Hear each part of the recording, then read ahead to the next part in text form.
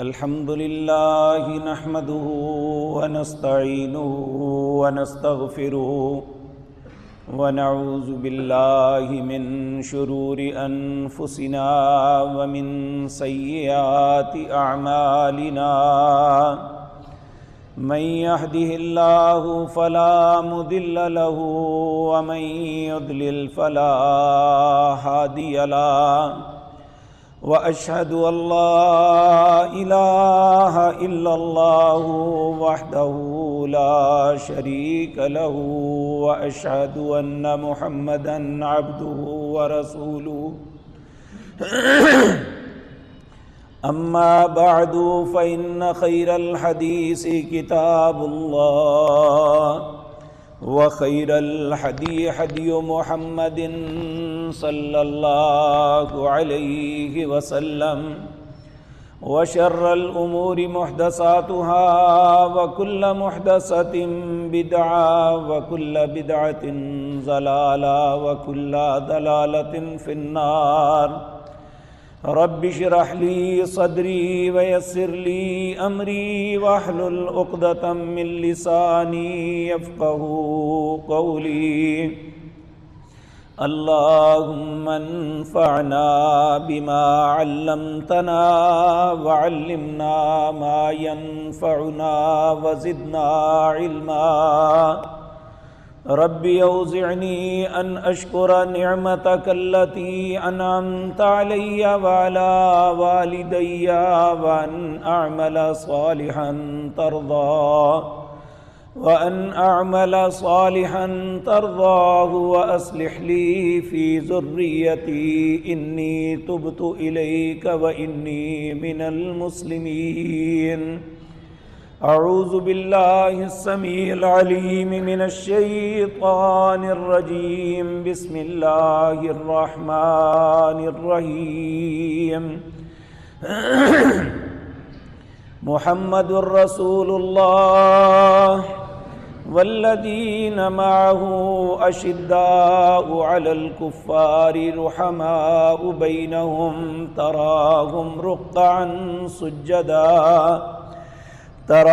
ركعا سجدا يبتغون فضلا من الله ورضوانا سيماهم في وجوههم من أثر السجود ذلك مثلهم في التوراة ومثلهم في الإنجيل كزرع أخرج شطأه فآذره فاستغلظ فاستوى على سوقه يعجب الزراء ليغيظ بهم الكفار وعد الله الذين آمنوا وعملوا الصالحات منهم مغفرة وأجرا عظيما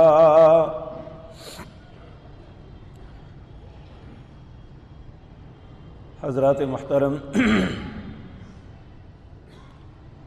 گزشتہ مجلس میں آپ کے سامنے یہ بات عرض کی تھی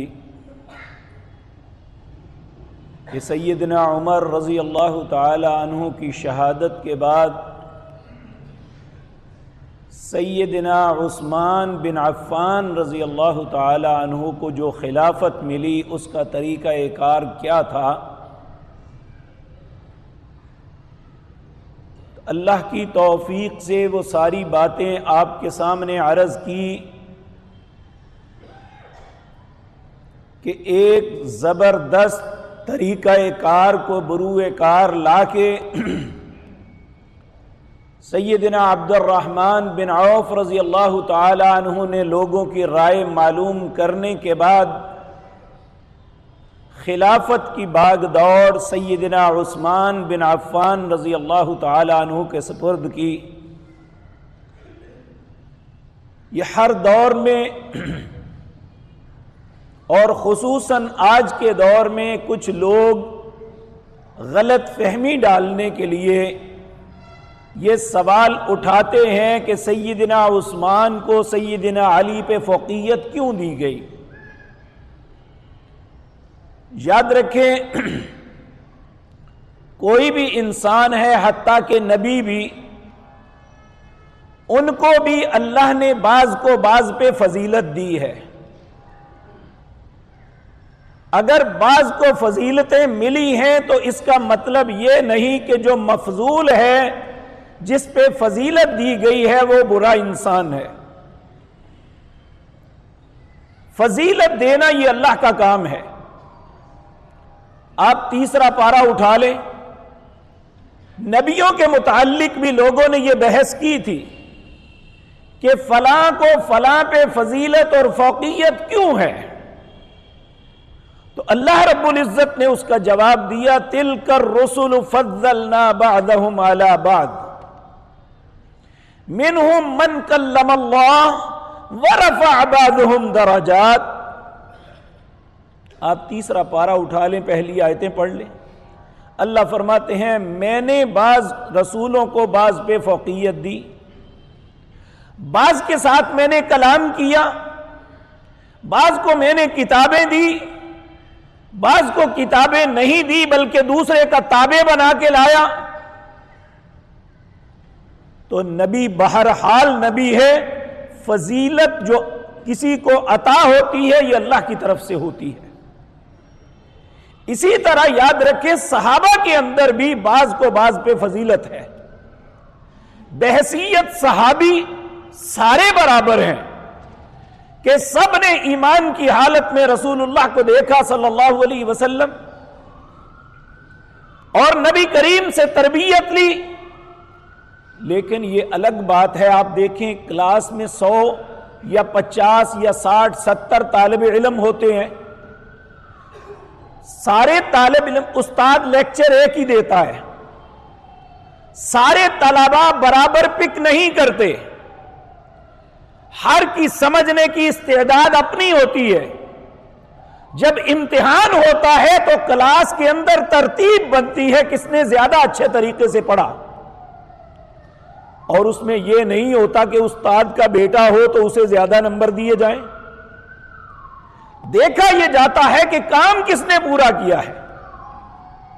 اسی طرح صحابہ کرام رضوان اللہ علیہ مجمعین کو جو اللہ نے فوقیت اور فضیلت دی، ان کی خدمات کی بنیاد پہ دی، رشتوں کی بنیاد پہ فضیلت یہ بھی ہے، لیکن اصل فضیلت جو ہے وہ اسلام اور اہل اسلام کی مدد اور نصرت جو کی، اس کے سبب انہیں اللہ نے فضیلت اور فوقیت دی۔ سیدنا ابو بکر کو فوقیت اور فضیلت کیوں ملی؟ کہ آپ نے پوری زندگی ایک لمحہ بھی ایسا نہیں جب رسول اللہ نے کوئی اسپیشل کام کیا ہو اور اس کام کے اندر سیدنا ابو بکر شامل نہ ہو۔ وہ آسانی کا ہے یا سختی کا؟ آپ دیکھیں، سوچ سکتے ہیں ایک بیٹا بھی باپ کے ساتھ اتنی مدت نہیں رہ سکتا، جس طرح سیدنا ابو بکر جناب محمد الرسول اللہ کے ساتھ اٹیچ رہے صلی اللہ علیہ وسلم، اور اسی طرح سیدنا عمر رضی اللہ تعالیٰ عنہ، حتیٰ کہ اگر کسی مجلس میں یہ دونوں شخصیات نہیں بھی ہیں تو نبی کریم صلی اللہ علیہ وسلم نے لوگوں کو احساس دلایا، میں اور ابو بکر اور عمر اس بات کے گواہ ہیں۔ یعنی نبی کریم صلی اللہ علیہ وسلم اپنے ساتھ ان دونوں پاک باز شخصیات کا نام لیتے۔ میرے عزیز بھائیوں، ایک طالب علم کی حیثیت سے، کیونکہ دلائل کے ساتھ اگر کسی کو اس کے شبہات کا ازالہ کیا جائے تو بات سمجھ آتی ہے۔ حضرت عثمان کو فوقیت کیا تھی؟ اس کا سبب میں عرض کرتا ہوں۔ میرے عزیز بھائیو، سب سے پہلے ہم ان کی سیرت کے چند پہلو اپنے سامنے رکھتے ہیں۔ سیدنا عثمان عفان کے بیٹے تھے۔ عفان مکے کا ایک بہت بڑا تاجر تھا۔ جب وہ فوت ہوا، یہ کاروباری سلسلے سیدنا عثمان کے پاس آئے تو انہوں نے اپنے بابا کے کاروبار کو بہت زیادہ فروغ دیا، حتیٰ کہ یہ مکہ مکرمہ کے جو ٹاپ موسٹ کاروباری لوگ تھے ان میں ان کا شمار بھی ہوتا تھا۔ جب مسلمان ہوئے اس وقت آپ کی عمر مبارک 34 سال تھی۔ نبی کریم صلی اللہ علیہ وسلم نے جب اپنے رسول اور نبی ہونے کی دعوت دی تو 4 لوگ تھے جو آپ کے گھر کے تھے. سب سے پہلے ان لوگوں نے اسلام کو قبول کیا. ان میں ایک گھر کے باہر تھا. سب سے پہلے عورتوں میں سیدہ خدیجہ نے اسلام کو قبول کیا. بچوں میں سیدنا علی نے. غلاموں میں حضرت زید بن حارثہ نے. یہ نبی کریم کے غلام اور منہ بولے بیٹے تھے.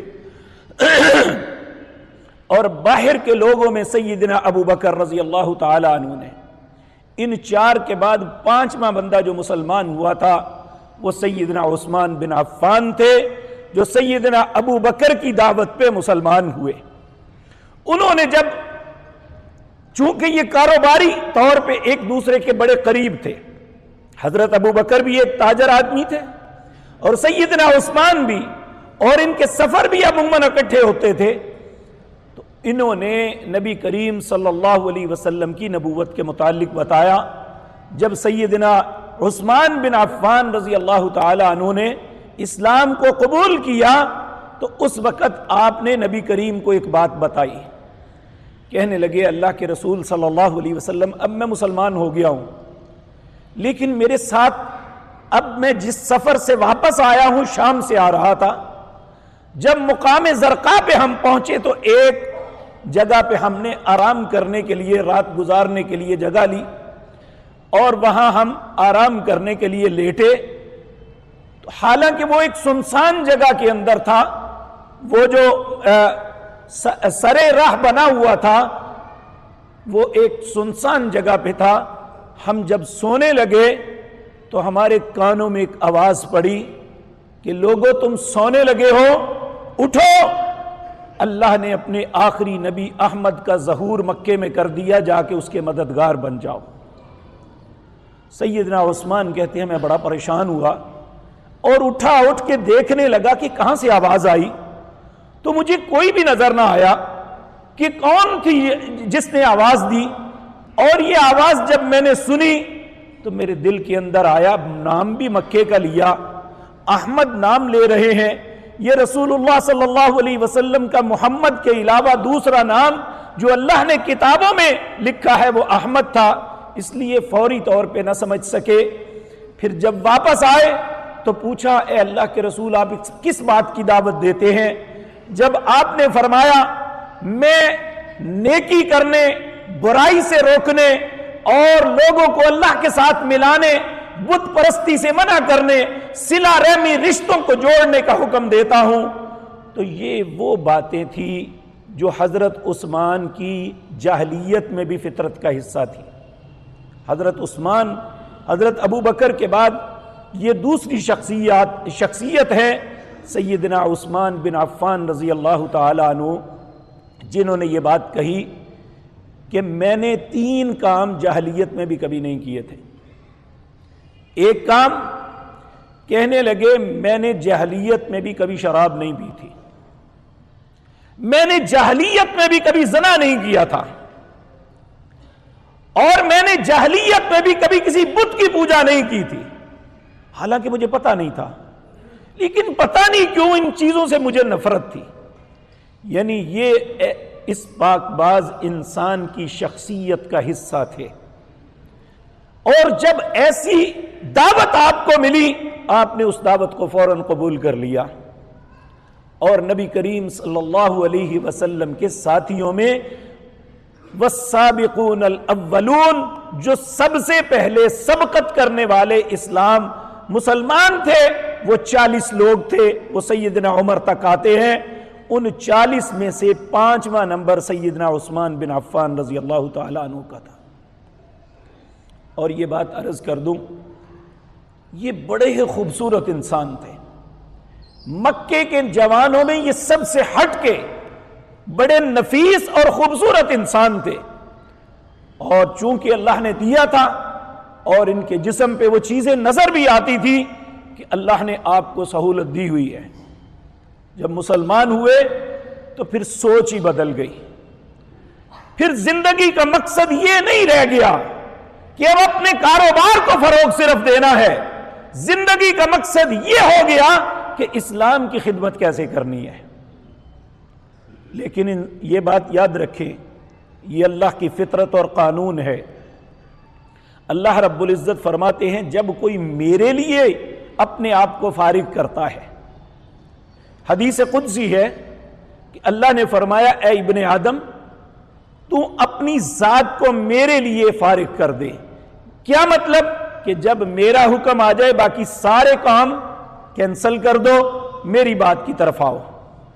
جب تم اپنے آپ کو میرے لیے فارغ کر دو گے، میں تمہارے دل کو رعنائیوں سے بھر دوں گا، میں خوشیاں دوں گا اور تمہاری مفلسی کا سد باب کروں گا، تمہیں کبھی فقر نہیں آئے گا۔ یہ اللہ کا قانون ہے۔ اب ممکن ہے کوئی بھائی ذہن میں سوچے اگر یہ بات ہے تو پھر جو لوگ ہیں جو خصوصاً دیندار ہیں انہیں بون لین لاٹ ہونا چاہیے۔ میں اللہ کی قسم کھا کے کہتا ہوں اگر کوئی آدمی ایسے نہیں نہ کرتا تو اللہ اسے لین لاٹ بنا دیتا ہے۔ یہ اسی وقت ہوتا ہے جب ہم اپنے ہاتھ کو لوگوں کے سامنے دراز کرتے ہیں تو اللہ ہمارے لیے فقر کا دروازہ کھولتا ہے۔ جب یہی ہاتھ یہ سوچ لیں کہ انہی ہاتھوں سے کمانا اور اس سے لوگوں کی خدمت کرنی ہے تو اللہ ساری عمر بھوک نہیں دکھاتا۔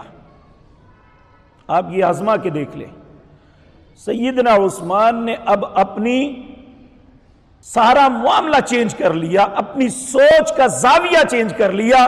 اب میں اور میرا مال اور میری توانائیاں صرف اور صرف نبی کریم صلی اللہ علیہ وسلم اور ان کے دین کے لیے خرچ ہوں گی۔ میرے عزیز بھائیو، وقت گزرا، پھر جب اللہ کے رسول صلی اللہ علیہ وسلم نے لوگوں کے سامنے یعنی رشتہ داروں کو حکم ہوا کہ آپ انہیں دعوت دیں، وانذر عشیرتک الاقربین، اس وقت پھر آپ کا چچا تھا ابو لہب، یہ نبوت سے پہلے آپ کے ساتھ گہرا تعلق تھا اور بڑا پیار کرتا تھا آپ سے۔ جب نبوت ملی تو اس وقت چچا اور بھتیجے کا کلیش ہو گیا۔ جب نبی کریم صلی اللہ علیہ وسلم نے یہ فرمایا ایھا الناس قولوا لا الہ الا اللہ تملک العرب والعجم، اے لوگو لا الہ الا اللہ کہہ دو عرب و عجم کے مالک بن جاؤ گے، تو اسی چچا نے اس وقت سب سے پہلے بدتمیزی کرتے ہوئے کہا تبا لک یا محمد، نعوذ باللہ نعوذ باللہ، اے محمد تو ہلاک ہو جائے صلی اللہ علیہ وسلم، الہذا جماعتنا، اس لیے جمع کیا ہے۔ اللہ رب العزت کو بڑی غیرت آئی۔ نبی کریم صلی اللہ علیہ وسلم آپ بہت بلند حوصلہ تھے، کبھی کسی غلط انسان کی غلط بات کا غلط جواب نہیں دیتے تھے۔ اللہ رب العزت نے خود فرمایا وَإِنَّكَ لَعَلَىٰ خُلُقٍ عَظِيمٍ، آپ جیسا خلق میں نے کسی کو نہیں نوازا۔ سب سے زیادہ اخلاق والی آپ کی ذات تھی۔ آپ نے کوئی جواب نہ دیا، اللہ آسمانوں سے جبریل کو بھیجا، کہا اس کا جواب میں دیتا ہوں، تبت یدا ابی لہب وتب ما اغنی عنہ مالہ وما کسب سیصلی نارا ذات لہب، ہلاک ہو جائے ابی لہب، اس کے ہاتھ برباد ہو جائے، اس کا مال تباہ ہو جائے، اس کی بیوی مر جائے، میرے نبی کیوں ایسا ہوں؟ جب انہوں نے یہ بات سنی کہ انہوں نے ہماری ہجو کی ہے تو اس وقت نبی کریم صلی اللہ علیہ وسلم کی دو صاحبزادیاں سیدہ رقیہ اور سیدہ ام کلثوم رضی اللہ تعالی عنہما، ان کا نکاح ہو چکا تھا، رخصتی نہیں ہوئی تھی، نکاح ہو چکا تھا ابو لہب کے دو بیٹے عتبہ اور عتیبہ کے ساتھ۔ ان کی ماں ام جمیل نے کہا کہ محمد صلی اللہ علیہ وسلم نے ہماری ہجو کی ہے، اگر تم ہمارے بیٹے ہو تو جاؤ جا کے طلاق دے آؤ۔ دونوں گئے، ایک نے تو صرف یہ کہا کہ میں آپ کی بیٹی کو طلاق دیتا ہوں، دوسرے نے تھوڑی سی بدتمیزی کرنے کی کوشش کی، آپ کی طرف نعوذ باللہ تھوکا، جو آپ پہ پڑا تو نہیں لیکن اس وقت آپ کی زبان سے ایک کلمہ نکل آیا، آپ نے فرمایا جا تمہیں جنگل کا کتا کھائے گا۔ جب یہ گھر گئے تو انہوں نے جا کے بتایا کہ ہم نے یہ کہا ہے اور ہمیں یہ جواب ملا ہے۔ ابو لہب اتنا خوفزدہ ہو گیا، کہنے لگے نبی کریم صلی اللہ علیہ وسلم کے متعلق یہ پورے اہل مکہ جانتے تھے، کہ آپ کی زبان سے نکلا ہوا کلمہ اللہ اسے ضرور پورا کرتے ہیں۔ تو بہرحال کسی باپ کے لیے یہ چھوٹی سی بات نہیں تھی جو نبی کریم صلی اللہ علیہ وسلم کے ساتھ ہوئی۔ اور پھر ابو لہب مکے کے سرداروں میں ایک بہت بڑا سردار تھا، اور اس کی ریجیکٹ کی ہوئی بیٹیوں کو جلدی سے کوئی لینے کے لیے تیار نہیں تھا۔ ایسے حالات میں سیدنا عثمان نبی کریم کے گھر جا کے کہنے لگے، اے اللہ کے پیارے حبیب، مجھے یہ پتا چلا ہے میں آپ کی بیٹی کا رشتے کا طالب ہوں۔ نبی کریم صلی اللہ علیہ وسلم نے اپنی پیاری بیٹی سیدہ رقیہ کا نکاح سیدنا عثمان سے کیا۔ سیدنا عثمان نبی کریم صلی اللہ علیہ وسلم کے اس غم میں حصے دار بن گئے۔ اور پھر اللہ کی شان یہ ہے، نبی کریم کی چاروں بیٹیوں میں کہتے ہیں سب سے خوبصورت بیٹی یہی تھی، اور سیدنا عثمان بھی بڑے خوبصورت تھے۔ اور نبی کریم صلی اللہ علیہ وسلم 2 دن کے بعد جب گئے تو دونوں کو بیٹھے ہوئے دیکھا، بڑی محبت اور الفت کے ساتھ کہا کائنات میں اس سے خوبصورت کوئی جوڑا ہو سکتا ہے؟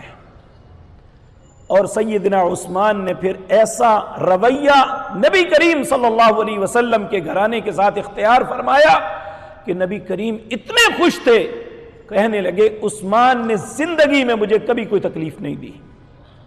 حالانکہ داماد ہونے کے ناطے سسرال کو عموماً اپنے داماد سے گلا رہتا ہے کہ فلاں وقت انہوں نے یہ کیا، فلاں وقت ایسا ہوا، لیکن نبی کریم صلی اللہ علیہ وسلم آپ نے کبھی سیدنا عثمان کے متعلق یہ نہیں کہا تھا، بلکہ آپ ہمیشہ یہ کہتے رہے کہ مجھے عثمان نے جو سکھ دیا ہے یہ کسی نے نہیں دیا۔ اور اسی ہماری نبی کریم صلی اللہ علیہ وسلم کی پیاری بیٹی سیدہ رقیہ کے بطن سے اللہ نے انہیں ایک بیٹا عبداللہ دیا، جو 6 سال کی عمر میں انتقال کر گیا۔ اور ان کی شادی مکے میں ہوئی، اس وقت حضرت خدیجہ رضی اللہ تعالی عنہا زندہ تھی، اور انہیں 2 ہجرتوں کا اللہ نے موقع فراہم کیا۔ پہلے انہوں نے ہجرت کی حبشہ کی طرف، پھر حبشہ سے مدینہ کی طرف 2 ہجرتیں ان کے نصیب میں آئیں۔ نبی کریم صلی اللہ علیہ وسلم نے فرمایا لوط علیہ السلام کے بعد اگر کسی خاندان نے سب سے پہلے ہجرت کی تو وہ سیدنا عثمان، ان کی بیٹی رقیہ رضی اللہ تعالی عنہما اور ان کے بیٹے عبداللہ، اس خاندان نے لوط کے بعد سب سے پورے خاندان نے ہجرت کی۔ تو میرے عزیز بھائیوں، اللہ کا کرنا سیدہ رقیہ فوت ہو جاتی ہے تو نبی کریم صلی اللہ علیہ حضرت عثمان بڑے غمزدہ ہو گئے۔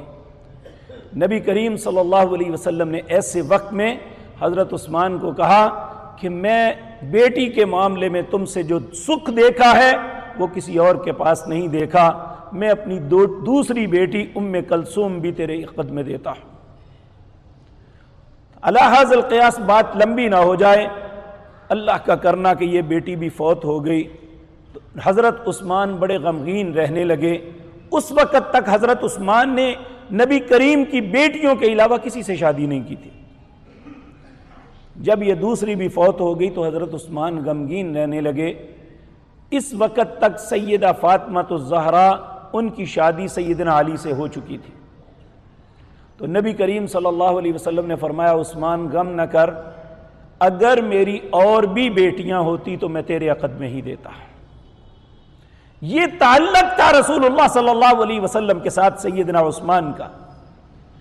میرے بھائیو، جب اسلام ہجرت کر کے لوگ مدینے میں آئے، مکے میں جو ہوا ایک لمبی داستان ہے، لیکن یہ باتیں میں عرض کرنے لگا ہوں جس کی وجہ سے فطرتاً لوگوں کا رجحان سیدنا عثمان کی طرف تھا۔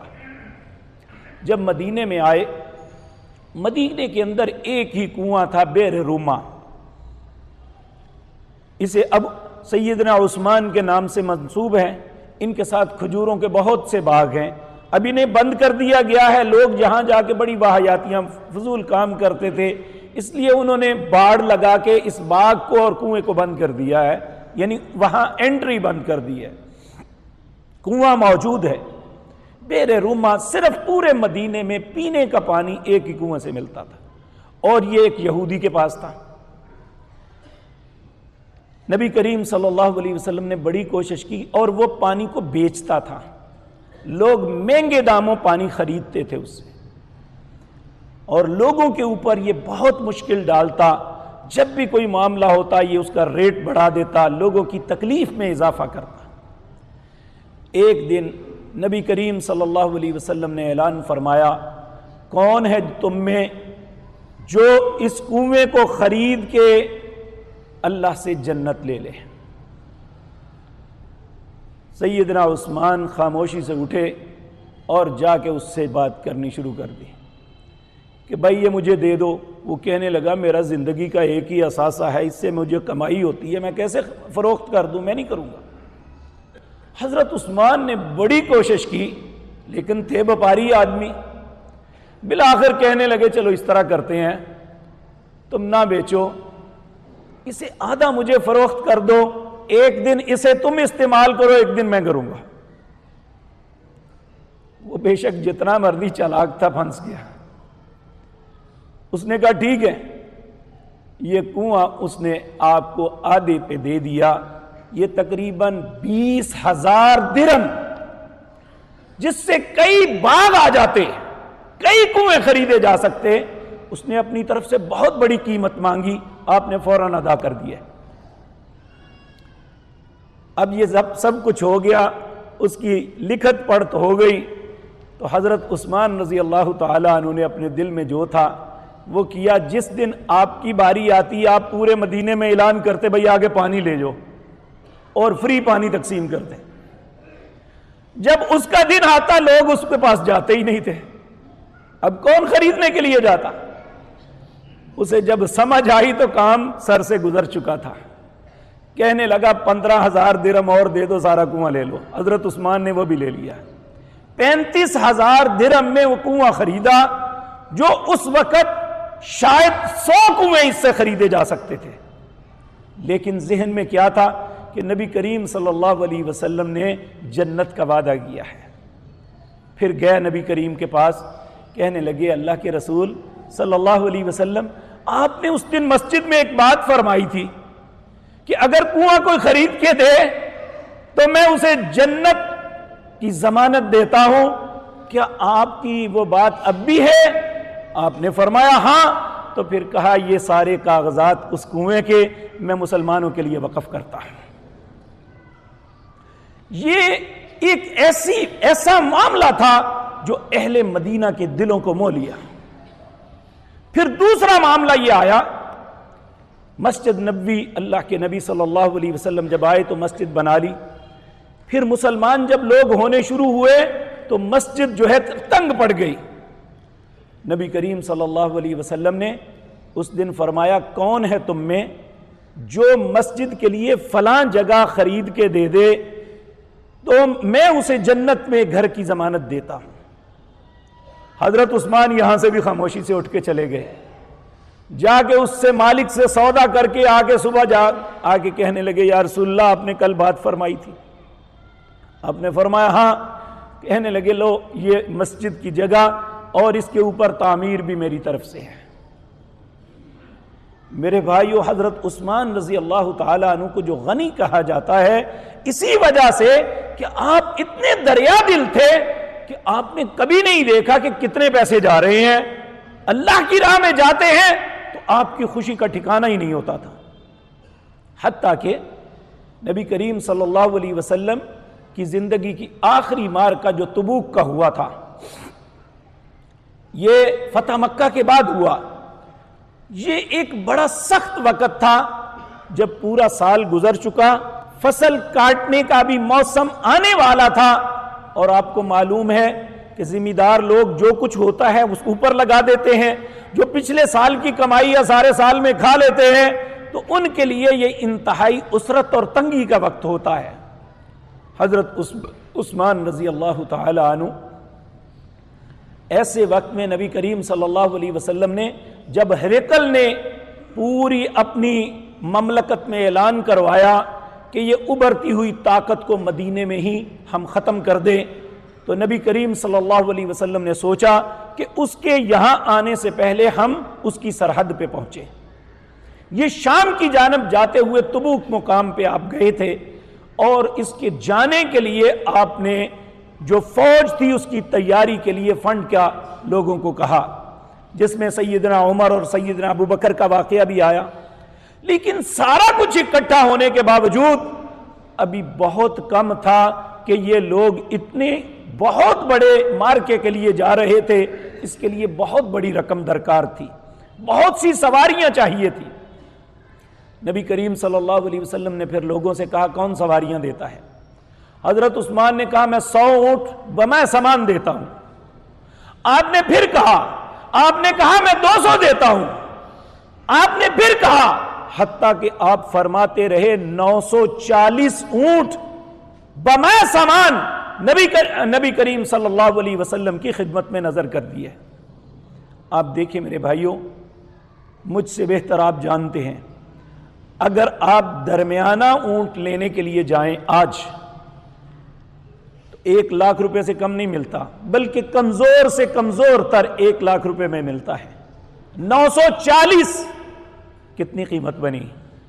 اور ان کا سامان پھر یہیں پہ بس نہیں، 60 گھوڑے بما سامان دیے. اس کے بعد بھی رسول اللہ نے کہا کہ ہم اب کچھ نقدی دو. تو سیدنا عثمان رضی اللہ تعالی عنہ نے 10,000 دینار دیا. میں رات کو بیٹھ کے حساب کرتا رہا، 20 دینار جو ہیں 7.5 تولے سونا بنتا ہے.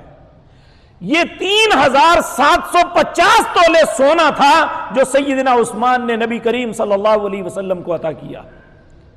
آج کسی اچھے جو بہت اچھا سنار ہے اس کی شاید اتنی راس بھی نہ ہو جتنا سیدنا عثمان نے اس وقت چیریٹی کی تھی. اور اس کے بعد نبی کریم صلی اللہ علیہ وسلم اپنے ہاتھوں میں وہ دینار اس طرح الٹ پلٹ رہے ہیں اور یہ بات فرمائی آپ نے، آج کے بعد عثمان کو اس کی زندگی کا کوئی عمل نقصان نہیں دے گا، یہ ہمیشہ کے لیے جنت میں جائے گا. وہ سیدنا عثمان جن کا پبلک کے ساتھ، رسول اللہ کے ساتھ اور اسلام کے ساتھ ایسا تعلق تھا جو شاید بے شمار صحابہ میں سے کسی کا مقدر نہ ہو. اور یہ ایک فطرتی بات ہے. دیکھیں آپ دوستی اس سے کرتے ہیں یا آپ اسے اچھا سمجھتے ہیں جو آپ کو اچھا سمجھے، جو آپ کے کام آئے، جو آپ کی قدردانی کرے گا. اگر میں آپ سے بدتمیزی کروں گا تو آپ کیسے مجھے اچھا کہیں گے؟ اگر میرا آپ سے تعلق نہیں ہوگا تو آپ میرے ساتھ تعلق کیسے رکھیں گے؟ یاد رکھیں، ہمیشہ تعلق بنانے سے بنتا ہے. اس میں دوسرے کے احترام، اس کی ضروریات، اس کے معاملات کو مد نظر رکھنا پڑتا ہے، اور یہ سیدنا عثمان سے بہتر کوئی نہیں کرتا تھا. اور آپ کی ذات مطہرہ ایسی تھی کہ آپ کے اندر بڑا حوصلہ تھا. یعنی ہر انسان جب بھی کسی کے ساتھ معاملہ ہوتا ہے غصے میں آ جاتا ہے. سیدنا عثمان پوری زندگی کبھی کسی سے لڑے نہیں تھے. یعنی اسلام کے لیے لڑائی میں آئے لیکن عام لوگوں میں کسی کے ساتھ لڑے نہیں. اور یاد رکھیں سیدنا عثمان رضی اللہ تعالی عنہ وہ تھے جب ابھی مکہ فتح نہیں ہوا، نبی کریم صلی اللہ علیہ وسلم کے دل میں بڑی چاہت تھی کہ میں عمرہ کروں.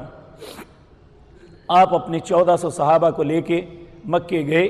مکے سے بیت اللہ سے 22 میل پہلے ایک جگہ ہے حدیبیہ، آپ وہاں ٹھہر گئے اور آپ نے ایک شخص کو پیغام کے لیے بھیجا کہ ہم عمرہ کرنے آئے ہیں، ہمارا لڑائی کا ارادہ نہیں ہے، آپ ہمیں اجازت دے دیں ہم عمرہ کر لیں. انہوں نے نبی کریم صلی اللہ علیہ وسلم کے اس سفیر کی اونٹنیوں کی کونچیں کاٹ دی. وہ جلدی سے وہاں سے اتر کے ان کے ہاتھوں سے نکل آئے، وگرنہ وہ انہیں بھی قتل کرنے پہ آمادہ تھے. اس کے بعد نبی کریم صلی اللہ علیہ وسلم نے فرمایا کون ہے جو ہماری سفارت کے لیے جائے؟ آپ نے سیدنا عمر کو کہا. حضرت عمر کہنے لگے آپ کو پتا ہے مجھے غصہ آ جاتا ہے، اگر ان میں سے کسی بندے نے کہا تو میں تو پھر پیچھے نہیں ہٹوں گا. میرا خیال ہے عثمان بڑے حوصلے والے آپ انہیں بھیجیں. اور دوسری بات یہ ہے کہ بنو امیہ ان کے خاندان کے بہت سے لوگ ہیں اور ان کے لیے سفارت آسان ہوگی۔ سیدنا عثمان رضی اللہ تعالیٰ عنہ گئے وہاں، ان کے ساتھ مذاکرات کیے۔ انہوں نے کہا عثمان تم ہم میں سے ہو، ہم نبی کریم اور ان کے ساتھیوں کو مکے میں نہیں داخل ہونے دیں گے، وہ بیت اللہ ہے، تم جاؤ اور طواف کرو، تمہیں ہم نہیں روکیں گے۔ سیدنا عثمان نے کہا کہ اگر نبی کریم نہیں کریں گے تو میں بھی نہیں کروں گا۔ مسند احمد میں ایک روایت ہے بڑی زبردست، نبی کریم صلی اللہ علیہ وسلم آپ کے پاس کچھ لوگ بیٹھے ہوئے حدیبیہ میں، کہنے لگے یا رسول اللہ عثمان تو مزہ کر رہا ہوگا، وہ بیت اللہ کا طواف کر رہا ہوگا۔ آپ نے فرمایا عثمان کو پوری زندگی بھی وہ روک لے میرے بغیر عمرہ نہیں کرے گا۔ اتنا اعتماد تھا رسول اللہ صلی اللہ علیہ وسلم کو اپنے اس پاک باز صحابی پہ، اور آپ نے فرمایا اگر اسے پوری زندگی بھی روک لیا جائے تو میں پورے وثوق سے کہتا ہوں عثمان میرے بغیر بیت اللہ کا طواف نہیں کرے گا۔ اور سیدنا عثمان نے کہا اگر اس بیت اللہ کا طواف رسول اللہ کے لیے منع ہے تو میں اللہ کی قسم کھا کے کہتا ہوں عثمان بھی طواف اس وقت تک نہیں کرے گا جب تک نبی کریم نہیں کریں گے صلی اللہ علیہ وسلم۔ تو میرے عزیز بھائیوں، اسی اثناء میں ایک جھوٹی خبر اڑی جو مسلمانوں تک پہنچی کہ سیدنا عثمان کو شہید کر دیا گیا ہے۔ نبی کریم صلی اللہ علیہ وسلم سخت غصے میں آ گئے۔ آپ نے سارے صحابہ کو اکٹھا کیا، کہا میرے ہاتھ پہ بیعت کرو، اور موت کی بیعت کرنا۔ آپ کو معلوم ہے کہ خبر پہنچی ہے کہ سیدنا عثمان کو شہید کر دیا گیا ہے، یا تو ہم ان کے قتل کا بدلہ لے کے جائیں گے یا اسی رستے پہ ہم بھی چلے جائیں گے۔ 1400 صحابہ نے نبی کریم صلی اللہ علیہ وسلم کے ہاتھ کے اوپر بیعت کی۔ جب سب نے بیعت کی تو نبی کریم نے اپنا ہاتھ اٹھایا، کہا یہ عثمان کا ہاتھ ہے۔ آپ نے اپنے ہاتھ کو کہا یہ عثمان کا ہاتھ ہے، اور میں عثمان کی طرف سے بھی بیعت کرتا ہوں۔ اور اللہ رب العزت نے اسی سورت فتح کے اندر فرمایا جب یہ ساری بات مکمل ہو گئی تو اللہ نے کہا ید اللہ فوق ایدیہم، تمہارے ہاتھوں کے اوپر تمہارے رب کا ہاتھ ہے۔ یعنی سیدنا عثمان کا خون اتنا قیمتی ہے نبی کریم صلی اللہ علیہ وسلم کی نظر میں کہ انہوں نے کہا کہ اگر عثمان رضی اللہ تعالی عنہ کو شہید کر دیا گیا ہے تو ہم بدلہ لے کے جائیں گے۔ اور اللہ رب العزت نے اسی بیعت کی وجہ سے کہا لقد رضی اللہ عن المؤمنین اذ یبایعونک تحت الشجرۃ فعلم ما فی قلوبکم فانزل السکینۃ علیہم۔ اللہ ان سب پہ راضی ہو گیا جنہوں نے درخت کے نیچے عثمان کے خون پہ بیعت کی تھی، تحت الشجرۃ، اس درخت کے نیچے، فعلم ما فی قلوبہم، اللہ نے ان کے دل کو دیکھ لیا ہے۔ فانزل السکینۃ علیہم واصابہم فتحا قریبا، اللہ ان پہ اپنی مدد نازل کرے گا، ان قریب انہیں بہت بڑی فتح دے گا۔ آج تو یہ اجازت نہیں مل رہی، کل یہ فاتح بن کے مکے میں آئیں گے انشاءاللہ۔ تو یہ سیدنا عثمان رضی اللہ تعالی عنہ کا کردار تھا اسلامی معاشرے کے اندر، اس لیے اللہ نے انہیں فوقیت دی تھی اور لوگوں کے دلوں میں ان کا درد ڈالا ہوا تھا۔ اس لیے لوگوں نے، چونکہ آپ خیر خواہ تھے، لوگوں نے سیدنا علی پر انہیں ترجیح دی، وگرنہ سیدنا علی بھی ایک بہترین صحابی، ایک با کردار انسان، اللہ کے دین کے مددگاروں میں بہترین مددگار۔ لیکن اس کا مطلب یہ نہیں ہے کہ حضرت عثمان کو فوقیت دی ہے تو سیدنا علی کو کوئی کمتر انسان ہے، العیاذ باللہ۔ سیدنا علی بھی داماد رسول ہیں، لیکن کسی پہ کسی کو فوقیت دے دینے کا مطلب دوسرے کا غلط ہونا نہیں ہے۔ آپ دیکھیں، آپ ایک ملک میں رہتے ہیں، ووٹنگ ہوتی ہے، آپ اس میں جس کو چاہتے ہیں چنتے ہیں، اور جو کثرت رائے سے کسی کو چن لیتا ہے وہ الیکٹ ہو جاتا ہے، تو اس کا مطلب یہ تو نہیں ہے کہ دوسرا کافر ہے یا دوسرا نعوذ باللہ ایسا ہے۔ یہ لوگوں کی مرضی ہے کہ جس کو مرضی الیکٹ کر لیں۔ اسی طرح اہل مدینہ نے سیدنا عثمان کو الیکٹ کیا تھا، سیدنا عثمان نے زبردستی قبضہ نہیں کیا تھا۔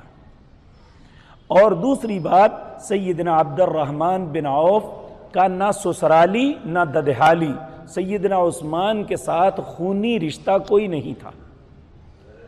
سیدنا عثمان کا سیدنا علی سے رشتہ تھا،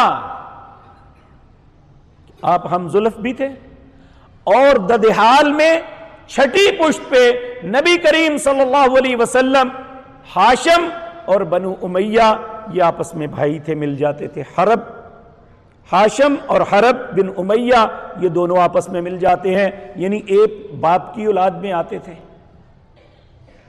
تو میرے عزیز بھائیوں، حضرت عبد الرحمن بن عوف رضی اللہ تعالی عنہ نے دیانتداری کے ساتھ فیصلہ کیا تھا، وہ کسی کے خلاف یا مخالفت میں نہیں کیا تھا۔ اور صحابہ کے متعلق ایسی سوچ رکھنا کفر ہے کہ آپ عادل نہیں تھے۔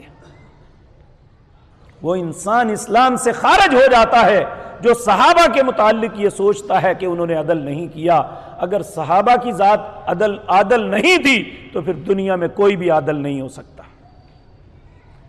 تو میرے عزیز بھائیوں، حضرت عثمان کو جب حکومت ملی، 6 سال تک بہت امن و امان رہا۔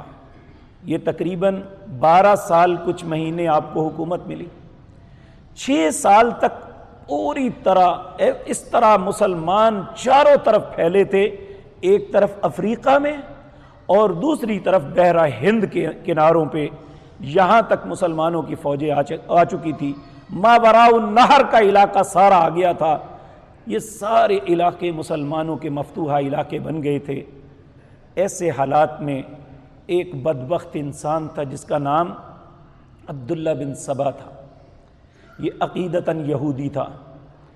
اس نے لوگوں کو ایک نیا کنسپٹ دیا، یہ کہنے لگا کہ دیکھیں مسلمان بن کے مسلمانوں کے مقابلے میں میدانوں کے اندر ہم کبھی بھی اب فتح نہیں پا سکتے۔ اگر مسلمانوں کو نقصان دینا ہے، کمزور کرنا ہے، تو مسلمان بن کے انہیں کمزور کرو۔ اس وقت جن لوگوں کی مذہبی اجارہ داریاں ختم ہوئی تھی وہ 4 قسم کے لوگ تھے۔ ایک یہودی تھے، ایک عیسائی تھے، ایک مجوسی آتش پرست تھے، اور چوتھے وہ مشرکین مکہ یا ان کے ارد گرد کے لوگ جن کی بہت بڑے بڑے یہ مندر تھے، جن کے اندر بت پوجے جاتے تھے، ان کی مذہبی اجارہ داریاں ختم ہو گئی، لوگ اللہ کی عبادت کرنے لگے، لیکن ان کے دل میں یہ کسک تھی کہ ہمارا سارا کچھ لٹ گیا۔ ایسے لوگوں نے اس دعوت کو فوراً قبول کیا، اور ان لوگوں نے اسلام کے اندر دراڑیں ڈالنے کے لیے ایک پلاننگ دی۔ سب سے پہلے قرآن کی طرف آئے تو اللہ نے قرآن کا ذمہ لیا ہوا تھا کہ انا نحن نزلنا الذکر وانا لہ لحافظون، یہ قرآن ہم نے نازل کیا، اس کی حفاظت بھی ہم کریں گے۔ اللہ رب العزت نے فرمایا لا یاتیہ الباطل من بین یدیہ ولا من خلفہ، قرآن ایسی چیز ہے نہ اس کے آگے سے باطل داخل ہو سکتا ہے نہ پیچھے سے۔ پھر انہوں نے سوچا کہ مسلمان سب سے زیادہ اپنے نبی سے محبت کرتے ہیں اور اپنے نبی کی بات پہ جان بھی دے دیتے ہیں۔ انہوں نے کہا ایسی باتیں گھڑ کے نبی کریم کی طرف منسوب کرو جو ان کے اندر اختلاف کی بنیاد بن جائیں، لوگوں کے اندر ایسی بات آ جائے کہ اسلام کے اندر تو بہت تضاد ہے۔ انہوں نے صحابہ کا نام لے کے ایسی جھوٹی باتیں بنانی شروع کر دی اور کہا یہ فلاں صحابی نے نبی صلی اللہ علیہ وسلم سے سنا۔ اب جو لوگ پڑھے لکھے نہیں تھے ان کے لیے یہ پرابلم بن گئی کہ یہ کیسے پتا چلے کہ یہ بات رسول اللہ نے کہی ہے یا نہیں۔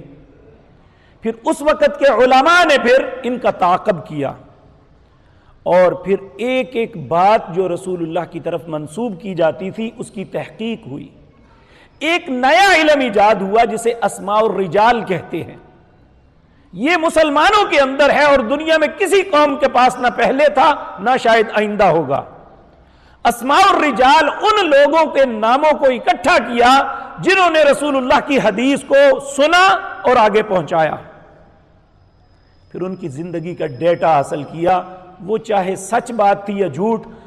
ان لوگوں کے جب ڈیٹا کو اکٹھا کیا، ان کی زندگیوں کا جائزہ لیا گیا، پھر ان پہ حکم لگایا گیا کہ یہ بندہ قابل اعتماد ہے کہ اس کی بات کو مانا جائے، یہ رسول اللہ کی بات میں کوئی خلل نہیں ڈال سکتا، اور فلاں بندہ جو ہے یہ تو ہے ہی جھوٹا، اس کی بات کیسے مانے؟ تو یہ بھی جب اس پہ بھی بند بن گیا تو پھر انہوں نے اسلامی مملکت کے اندر انتشار پھیلانے کے لیے حضرت عثمان اور ان کے گورنروں پہ الزام لگانے شروع کر دیا کہ فلاں مال کھا گیا جی، فلاں نے یہ کر دیا، فلاں نے وہ کر دیا۔ حضرت عثمان پہ بھی ایسے بہتان اور الزامات لگائے گئے، یہاں تک کہ جب اس معاملے میں بھی 6 سال تک کامیاب نہ ہوئے تو پھر انہوں نے 3 شہروں کے اندر اپنے لوگوں کو اکٹھا کیا، کوفہ، بصرہ اور مصر کے اندر سے۔ مصر کے اندر وہ عبداللہ بن سبا اور بصرہ کے اندر سے مالک بن اشتر نخعی، اور کوفہ کے اندر سے مالک بن اشتر، اور بصرہ کے اندر سے وافقی بن حرب۔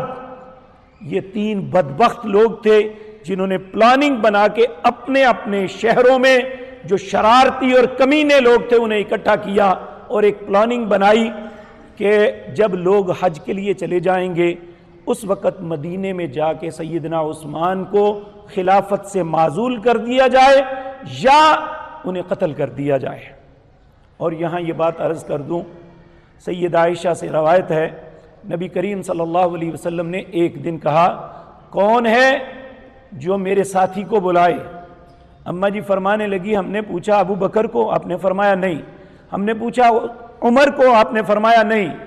ہم نے پوچھا عثمان کو، آپ نے فرمایا ہاں۔ حضرت عثمان کو بلایا تو آپ نے ہمیں پیچھے دھکیل دیا کہ آپ یہاں سے چلے جائیں سب لوگ۔ حضرت عثمان سے کچھ باتیں کرنے لگے تو ہم وہاں سے دیکھ رہے تھے کہ حضرت عثمان کا رنگ اڑ رہا تھا۔ ہم نے صرف اتنی بات سنی کہ عثمان، تمہیں ایک خلعت پہنائی جائے گی، لوگ تم سے وہ چھیننے کی کوشش کریں گے، صبر کرنا، اس خلعت کو اتارنا نہ، اور ایسے وقت میں اللہ پہ بھروسہ کرنا۔ یہ نبی کریم صلی اللہ علیہ وسلم نے وصیت کی تھی۔ حضرت عثمان ویسے ہی بڑے نرم دل تھے، صحابہ نے پورا زور لگایا کہ یہ جتنے شرارتی لوگ ہیں ان کے سر قلم کر دیے جائیں۔ آپ نے فرمایا نہیں، میں آخر حد تک دیکھوں گا، ان کی اصلاح کی کوشش کروں گا۔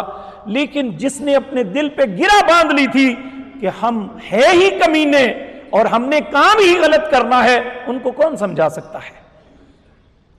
اور بالآخر یہ جب حج کے موسم میں لوگ حج کے لیے گئے ہوئے تھے، انہوں نے آ کے مکے میں مدینہ منورہ میں محاصرہ کیا۔ سیدنا علی، سیدنا حسن، عبداللہ بن عمر، عبداللہ بن جعفر اور بے شمار صحابہ نے اجازت طلب کی کہ ہمیں اجازت دیجئے، ہم اتنی قوت رکھتے ہیں کہ بے شک یہ 3-4 ہزار لوگ ہیں، ہم چند 100 ان کا مقابلہ کر کے انہیں دھکیل سکتے ہیں۔ آپ نے فرمایا اللہ کے رسول کے شہر میں خون میری وجہ سے نہ کوئی بھی بہائے، نہیں بہانے دیا۔ بالآخر 18 ذی الحج کو جمعے کا دن تھا، صبح کے وقت انہوں نے حضرت عثمان کے گھر کو آگ لگائی اور وہ قرآن پڑھ رہے تھے، قرآن پڑھتے ہوئے انہیں شہید کیا گیا۔ اس سے پہلے 1 مہینہ تک ان کا محاصرہ کیا، پانی نہیں جانے دیتے تھے۔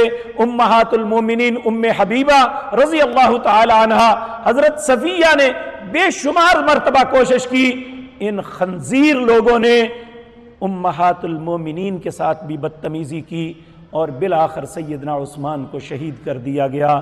اور آج بھی ترکی استنبول کے توپ کاپی سرائے جو میوزیم ہے اس میں وہ قرآن پڑا ہوا ہے جو سیدنا عثمان اس وقت تلاوت کر رہے تھے، جس کے پہلے پارے کے آخری صفحے پہ فَسَيَكْفِيكَهُمُ اللَّهُ، اس پہ آپ کے ہاتھ کو جب کاٹا گیا تو اس خون کے چھینٹے اس قرآن پہ ہیں۔ آپ نے فرمایا تم نے وہ ہاتھ کاٹ دیا جس نے قرآن کی مفصل صورتوں کو سب سے پہلے لکھا تھا۔ مفصل صورتیں، پہلی 11 صورتیں ہیں سورت بقرہ سے لے کر یہ اللہ اکبر سورت انفال تک، یہ پہلی صورتیں آپ نے فرمایا اس ہاتھ کو آج تم نے کاٹ دیا جس نے قرآن کی مفصل صورتوں کو لکھا تھا۔